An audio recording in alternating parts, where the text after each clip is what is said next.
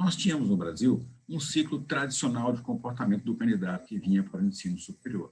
Ele acabava o ensino médio em novembro até 17 de dezembro, ele fazia o Enem no final de outubro, começo de novembro, saía o resultado do Enem em janeiro,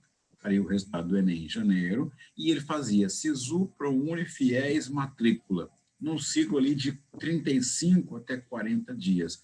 E esse ciclo completava o intake do ensino superior privado no Brasil. Então, o nosso intake começava com as campanhas em novembro, tá? Explodia ali em janeiro, fevereiro, ainda tinha o residual de março, muito marcado pelo final do ensino médio e pela realização do Enem. Só que isso mudou. O Enem foi empurrado para o final do mês de março, a divulgação, as provas foram empurradas para janeiro e a conclusão do ensino médio ainda está pendente em várias unidades da federação. Então, nós tivemos um problema no nosso calendário, tá?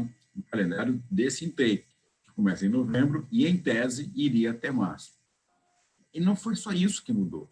Na verdade, eu trabalho com o blog do Enem, com o curso Enem gratuito, e nós fazemos o monitoramento diário através das tendências, né, de buscas dos jovens no ensino médio no Brasil em relação à palavra Enem. Bolsa de estudo, Enem, FIES, SISU, ProUni, e o Google verificou uma queda no trend.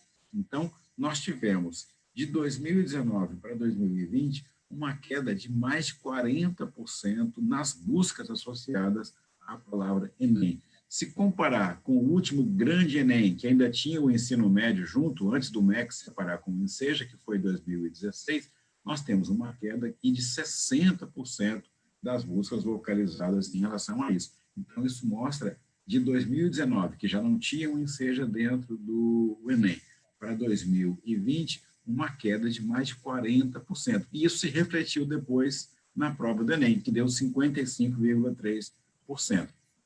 Aqui, uma pesquisa direta nas pesquisas com textos que os alunos fazem, tá, com a palavra Enem, no ano de 2020. A queda foi 58%.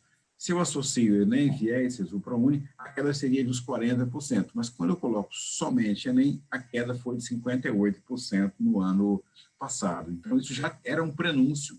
O Paulo Pressi e eu trabalhamos esses números em novembro, lembra, Paulo? Isso, exatamente. Então, nós já tínhamos a previsão de que nós teríamos uma quebra de 50% aproximadamente no comparecimento do Enem. Eu trabalhei também com outros colegas do mercado, da Market for Edu, que fizeram umas pesquisas para mim, nos sistemas que eles têm, em relação à pesquisa por vestibular. Tá? O que eles organizaram lá para mim poder trazer para vocês aqui? Eu agradeço muito o Tiago, que fez esse trabalho, e o Gustavo Gonçalves e o Tório, que autorizaram a fazer esse slide para a gente aqui da Roper poder estar utilizando. A palavra vestibular, o comportamento dela em 2019 e em 2020. Tá? Do lado esquerdo da tela, nós temos 2019, nós temos um pico de pesquisa para o vestibular, que ele acontece ali, ó, no mês de janeiro, porque é o mês do resultado do Enem. Depois ele cai, ele volta na metade do ano um pouquinho, e depois o outro grande pico que tem só vai acontecer depois, em novembro, que é a época da prova do Enem, e aí o grande pico de janeiro de 2020, que é novamente o ciclo, resultado do Enem. Então, a busca está associada, o Enem virou um marcador.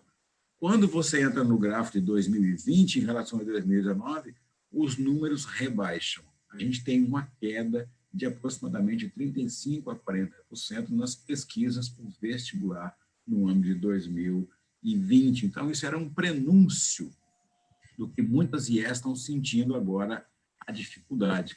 Nós fizemos também a busca por financiamento estudantil, que é muito importante. Nós temos um segmento de autofinanciamento pelas universidades e também nós temos a Fundacred, nós temos o Pravaler, nós temos uma série de instituições que trabalham o financiamento estudantil, além do crédito estudantil próprio que as universidades têm.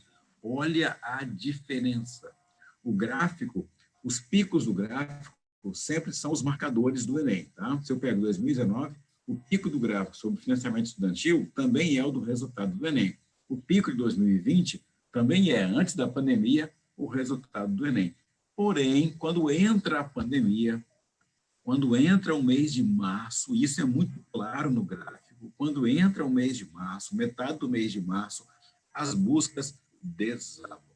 Então, nós tivemos um desengajamento do jovem em relação à expectativa de ir para o ensino superior, seja por um vestibular, seja através de um tratamento estudantil. Ele pode fazer o vestibular e depois pegar o financiamento. Então, esses gráficos mostram o desengajamento que aconteceu ao longo de 2020.